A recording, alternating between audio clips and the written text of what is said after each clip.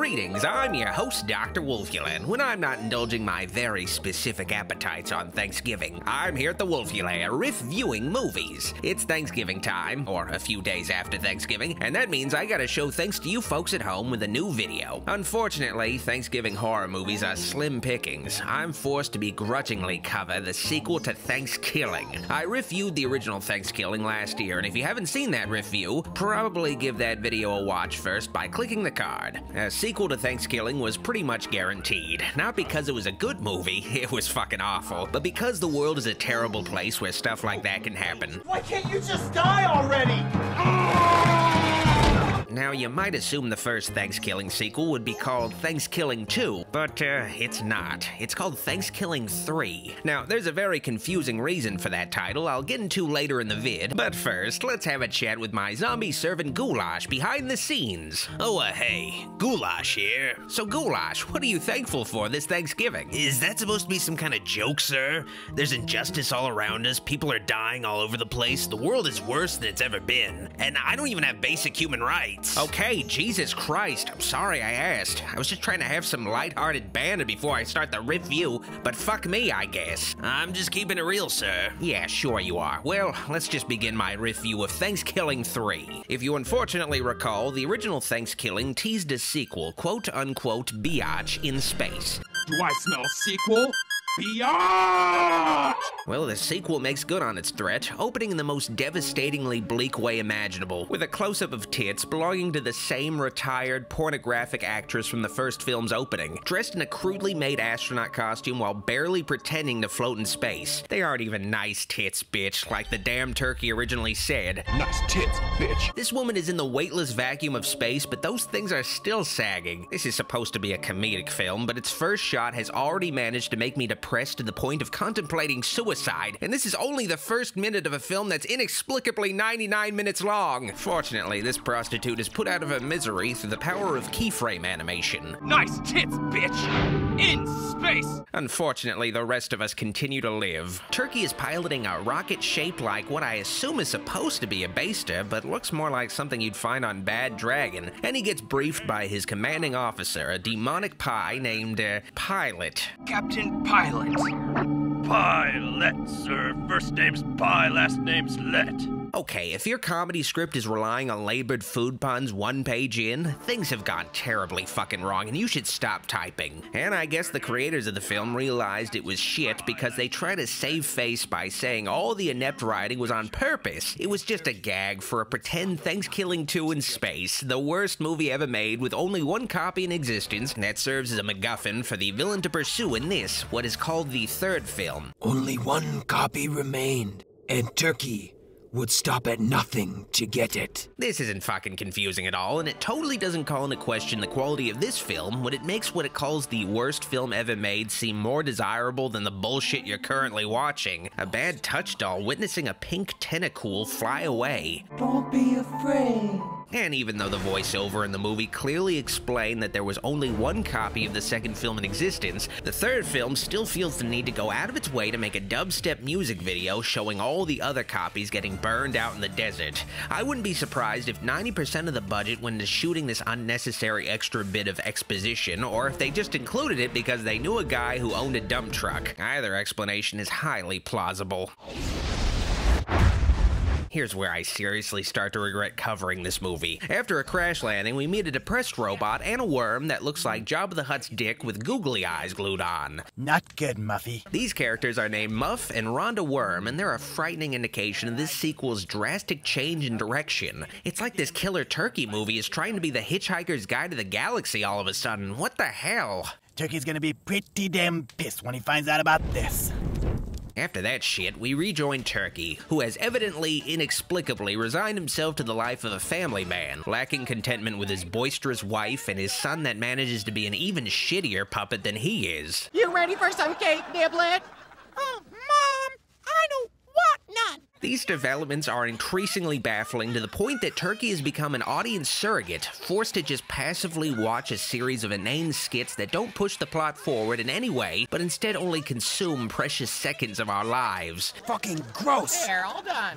You two are gonna clean up that mess, you realize? After watching a turkey carver infomercial that goes on for a while, hosted by a guy named Uncle Donnie, who is for no good reason dressed like a founding father, Turkey views a newscast where he finds out that ThanksKilling 2's release has been cancelled, and not because of a pandemic like we've been used to lately, but because it sucked, and the newscaster really digs the knife in deeper. Maybe one day we'll experience the disaster that is ThanksKilling 2. So wait, this is a meta-sequel where Turkey is an actor that knows he's in movies called ThanksKilling? Okay, whatever. This is a lot to take in, but I guess it's not the weirdest thing to be revealed in this movie so far. Turkey decides he's had enough of married life, so he meets his wife down the middle with a trial separation between the two sides of her head. You see, that's how you write competent murder puns, movie. Be evil with your papa.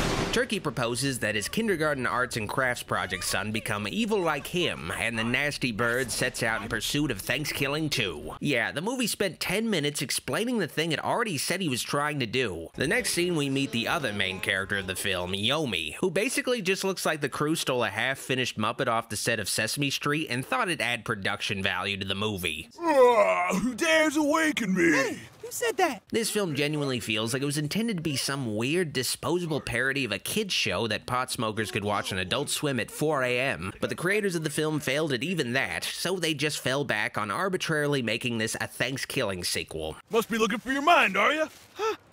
How did you know? It's like this is ADHD in the form of a movie, because we witness Yomi, a character we know nothing about yet, meet an Oscar the Grouch spoof in a dumpster, who then introduces a cartoon cat named Meowmere, who gets this TV show-style intro where he sings this really on-the-nose song with unsubtle double entendres about pussy. My name's Granny. Yeah, I'm one of the bunch. They all love me because I got carpet to munch.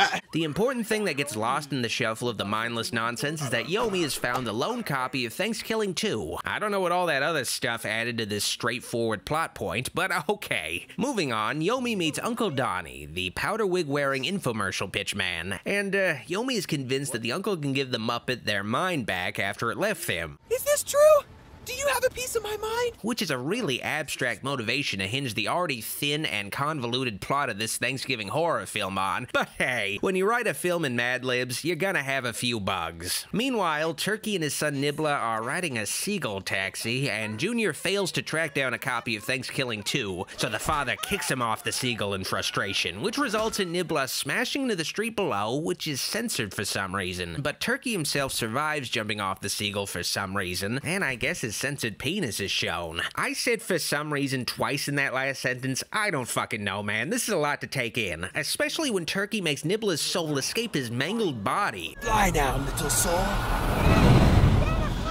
I'm convinced at this point that this movie is just a hallucination. This isn't really happening. I've probably in reality been committed to some mental institution. I'm still gonna roll with the punches regardless. When I thought nothing else could really faze me, the film presents us with yet another unnecessary puppet. A rapping grandma named Flois, who's addicted to sex, and whose son is Jefferson, a man who also dresses like it's colonial times. Last night I grabbed onto D'Angelo's cock, brought it in my mouth, and held on for dear life. Does that sound like love? All of this is just making me nostalgic for the first ThanksKilling. I feel like I was far too harsh towards the first film because this sequel is such a fantastic illustration of how it could have been done even worse. Sitting on 13's wheelchair, hella clean. I used to knit and sew, but now I'm off that BETV screen. So, Yomi and Uncle Donnie arrive at the house, and the excited Muppet desperately tries to find their mind, but instead Nibbler's soul finds the lone copy of ThanksKilling 2 in Yomi's Meowmere backpack, and the turkey soul possesses the DVD. I reread that last sentence, and I'm not sure if I can have it make any more sense. I'm sorry. I'm doing my best here, and it doesn't get easier when Jefferson believes his new long pike has been delivered, and delightedly savors the moment. It's here, guys. My long pike came. Which turns out to be a delusion in his final moments as he's been brutally murdered by Turkey off screen. I'd be angry about being cheated out of seeing yet another death, but that blood toast does look delicious. Always refrigerate your leftovers on Thanksgiving, so you can wake up on Black Friday to a delicious cold snack. Wow, that's actually a very good bit of Black Friday advice, Turkey. Speaking of Black Friday, that gives me an idea. Hey, Goulash, I want you to go online during the Black Friday sale and buy as many of the new game consoles you can. PlayStation 5, Xbox Series X, buy them all. But why do you need all these game consoles, sir? Because then I'll be able to sell them at jacked up prices on eBay. I'll make a killing scalping just as the Native Americans before me and live like a king. Oh, but sir, what about all the children and, weird childless single men that will wake up on Christmas morning and not find a new Xbox or PlayStation under the Christmas tree? They can get in line bidding for one of my $10,000 PlayStations if they really want them. Oh, Dr. Wolfula, where's your Thanksgiving spirit? What the hell are you talking about? Thanksgiving isn't even a real holiday. Just buy the game consoles, jackass, and I'll check back with you after the vid. Anywho, Nibbler transforms into, to my knowledge, the first and only puppet of a DVD case. So this movie's at least breaking ground in some way, I guess. Dad, you came back for me! But the possessed ThanksKilling 2 DVD is whisked away by some unseen voice, which Uncle Donnie, Yomi, and Flois follow because it'll actually push the plot forward in some way and eventually mean the movie will be over. Donnie, do you miss your dead friend, Jefferson? Well, of course I do. The quartet is approached by an ancient shaman named Wise Turkey. I am a wise turkey. Who slowly and humorlessly delivers like 5 minutes worth of additional background and expository information that I won't even bother delving into, but I do have to say that it is jarring that in a film with so much shit frantically happening, it's decided to finally slow down and try to explain what's happening halfway in. Motherfuckers, you lost everybody who would have appreciated this information 5 minutes into the film. A devil turkey, spellbound by an ancient Native American curse. Whatever. The group is then transported back to the house, I guess, and after a sequence that goes too long in a movie that's way too long, Turkey hypnotizes Yomi and finally has the Nibbler-possessed copy of his shitty movie, but Rhonda Worm and Muff show up to fight the flightless foul off. Get him, Muff. Who is then rendered through Uncle Donnie's Pluckmaster machine, and this feels like it should be the ending. It feels sort of climactic, but no. Unfortunately, there's still 50 minutes left in the film, so fuck me, I guess. You got a lot of nerve, you know, Donnie. Shut me down for 10 years? Why does every puppet in this movie sound like Cartman from South Park? I keep expecting one of these things to say, respect my authority. Y'all got any good music vids in space? Well, I've worked my way around a few. Okay, so finally, the important bit of plot and character motivation is explained in the movie by Rhonda Worm, Turkey's ThanksKilling 2 co-star and former lover. A curse that would cast everyone who watched ThanksKilling 2 under his spell. You see, Turkey put a curse on ThanksKilling 2, and anyone who watches it will die a horrible death, which is still a better fate than watching ThanksKilling 3. Seriously, give me a copy of ThanksKilling 2 and put me out of my misery already. At this point, the movie has stopped bothering with hiding the sticks and strings on its puppets as Rhonda Worm dives into Muff the Robot's anus in order to open a portal. I fucking hate the creators of this movie. They're genuinely bad people. Nice colorful vortex, Muff. What'd you eat for dinner, huh? Fortunately for Turkey, a couple of skeletal turkeys who look like Adrian Brody arise to rebuild him because the screenwriters realized they needed more pages for this to be a full-length movie. Unfortunately for Turkey, he's informed that his genitals were lost in the process. I'm afraid we lost it. You lost my dick? But the villainous Turkey improvises. This sequence where Turkey builds a chainsaw penis is an obvious homage to Evil Dead 2, and it's also the only evidence that the creators of this movie have ever watched a horror film before. You wouldn't think it watching the rest of this fucking movie. Gravy. Flois the rapping grandma is brutally killed by Turkey, so at least something good can happen in this film, and the grandchildless grandma joins her son in heaven, because for some reason these movies really like to go out of the way telling you that the victims get to spend the rest of eternity in God's kingdom. Yeah.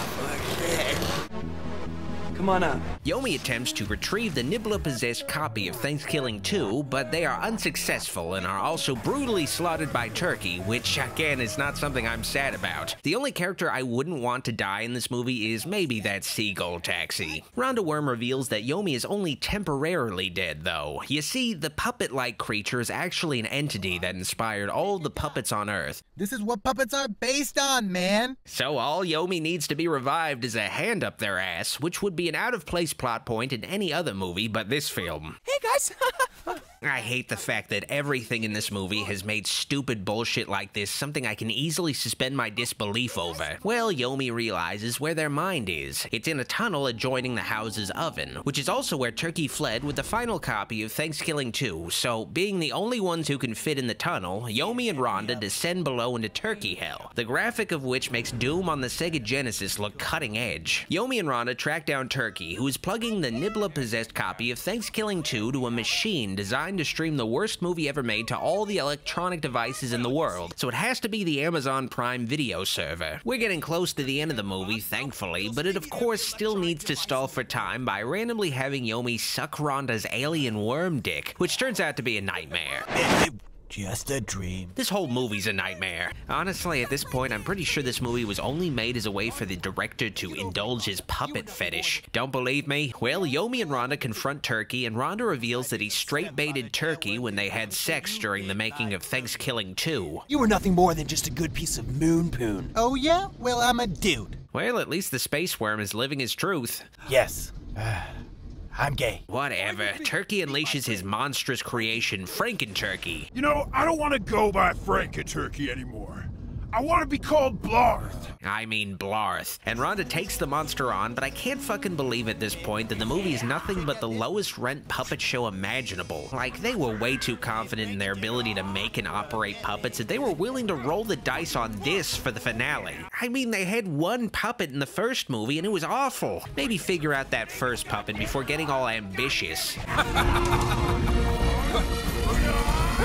Well, Yomi and Rhonda escape hell with the DVD, and Muff wipes out Blarth, but unfortunately, Rhonda didn't make it out in one piece. I fucking love you, Meth. Oh, Rhonda's dead. This is so sad. I think I'm gonna cry. Seriously, though, good. Fuck that thing. I hate it. This traumatic experience causes Muff to kill himself. I envy him after watching this movie, and I guess this soulless robot also gets to go to heaven with Jefferson. Well, alright, I guess. Whatever. Makes about as much sense as any other part of organized religion. You've got all the old batteries and DVDs you could eat. Anyway, Turkey arrives for the DVD, but is confronted by Wise Turkey, who battles the evil Turkey in a video game with 16-bit graphics and text-based dialogue, which is probably the most blatant evidence that this movie ran out of its $300 budget. This is what happens when you spend half of the money on heroin. Uncle Donnie and Yomi try and fail to create an ass vortex from the remains of Muff, but luckily for them and unluckily for us, Rhonda Worm has regenerated. Oh, Jesus Christ. And the worm rouses an ass vortex out of Muff. God, I hate that I'm saying this shit. Meanwhile, Turkey successfully kills Wise Turkey in the video game scene, which looks like absolute garbage. It's not even real pixel art. It's just JPEGs with a pixelation filter and keyframing. So fucking cheap and lazy. Turkey proceeds to kill Yomi,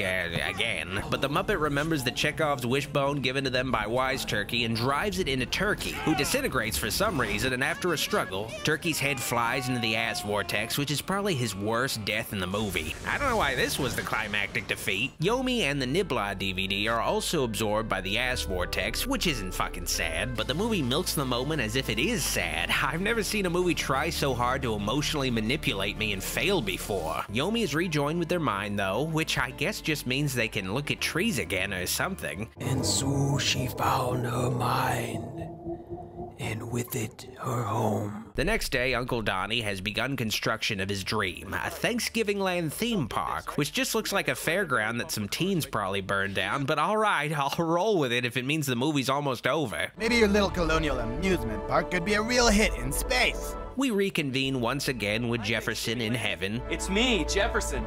Head of security in heaven. But he's interrupted by a fucking sequel hook. Gobble, gobble, motherfucker! Oh, great. They've left the door open for a ThanksKilling 6, or whatever the fuck they'd call a sequel to this movie. Oh, the film actually has a post-credit scene where Flois the rapping grandma does a music video. It's terrible. That's really all you need to know. It's basically an extra punishment for deciding to watch the credits of this movie. Sprinkle up, sprinkle. Well, that was ThanksKilling 3, and yeah, it outdid the terribleness of the first film effortlessly, even with a larger budget and a more competent production. It's honestly a fucking incredible achievement in bad filmmaking that nobody should ever be subjected to. I give ThanksKilling 3 a ThanksKilling 2 out of ThanksKilling 1. Before I go, let's check back in with Goulash and see if he came through acquiring those Black Friday game consoles. So what were you able to grab, Goulash? PlayStation 5s? Xbox Series X's? No, the PS5s and Xbox Series X's were purchased by scalper bots 1 second before they even went on sale, but I was able to buy this Wii U for $20 on eBay. Okay, I guess that's something. How much can we sell it for? Probably only $10. Wait, that's a negative $10 profit. Oh God, I'm ruined. This is the worst Thanksgiving ever. Well, Doc's probably gonna be crying for a while, so happy Thanksgiving. You fucking weirdo. Oh, before I go, I also have a bonus commentary of the original ThanksKilling up on my Patreon. Link in the description if you're interested in supporting the channel and getting a little bit of extra bonus content. If you liked this video, like it, and if you loved it, journey further into the Wolfula by clicking the subscribe and bell buttons to find out when all of my latest videos and streams go live. This video was brought to you by my kind supporters on Patreon, whose names are scrolling by. Support the channel today on Patreon and get access to bonus movie and TV commentaries, audiobooks, comic readings, film live streams, and credits at the end of videos. Finally, I'd like to give a very special thanks to my true Wolfulite supporters on Patreon and my YouTube channel memberships for their pledges. Their support is greatly appreciated and helps the channel and my dark influence continue to grow. Thank you all once more from the bottom of my evil heart for your help. Alrighty, Dr. Wolfula signing out. See you all next time at the Wolfula.